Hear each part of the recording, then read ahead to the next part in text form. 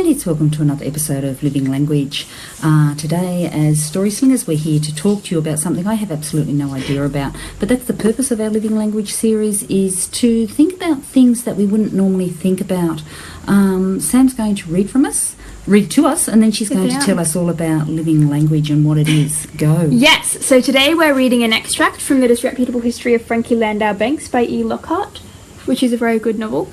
And I'm reading the prologue for today, and see if you can determine the language feature that we're talking about in today's video. I'll give you a clue. It's called The Neglected Positive, as you can see from the title of the live video. Yeah, neglected positives. Here we come. Go. Yes, okay.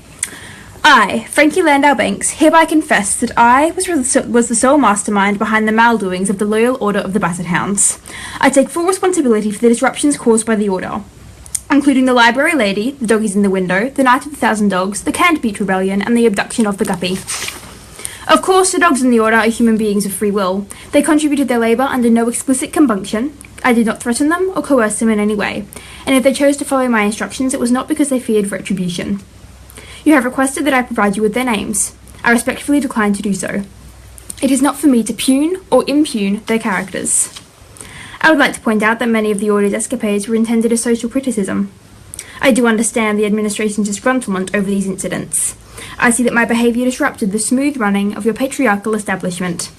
And yet, I would like to suggest that you view each of the Loyal Order's projects with the gruntlement that should attend the creative civil disobedience of students who are politically aware and artistically expressive. I am not asking you indulge my behaviour, merely that you do not indulge it without considering its context. Yours sincerely, Frankie Landau Banks. Beautiful. I know. Now, would you like to talk to us, darling, about what is a neglected positive? A neglected positive. Now, I think I've got a fair idea after what we were reading there today. So talk to us. What is a neglected positive, and why is it our topic for today? So, a neglected positive is an idea that the character in this novel, Frankie Landau Banks, had after reading P.J. Woodhouse's Code of the Roosters, and the famous line, he spoke with a certain woodsy in his voice, and I could see that, if not being disgruntled, he was far from being gruntled.